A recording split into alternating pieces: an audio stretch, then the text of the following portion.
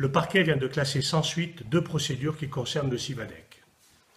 Bien entendu, ce résultat ne me surprend pas, compte tenu des règles que nous avons mises en place pour gérer le Civadec: probité, rigueur, transparence et collégialité. En 10 ans, nous avons créé un véritable secteur économique nouveau, avec des centaines d'emplois, des dizaines d'entreprises et bien entendu des flux financiers importants. Il est donc naturel que la Chambre régionale des comptes, que le parquet financier, mènent les contrôles qui sont nécessaires pour vérifier que l'argent public a été utilisé conformément à la réglementation.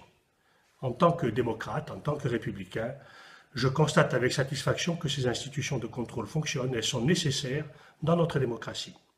Autre chose sont les calomnies que j'ai subies durant toute cette année d'instruction. Mes détracteurs, des opposants politiques et leurs acolytes ont véhiculé des rumeurs, des accusations et des calomnies qui sont déplacées, qui sont totalement inqualifiables. Quand on veut rénover la démocratie, on ne le fait pas avec des pratiques d'un autre âge. Ils n'ont pas hésité non plus à mettre en cause mon directeur général, qui pourtant, par son action, a plus fait au service de la Corse que l'ensemble de ses détracteurs réunis au cours de ces 10 dernières années.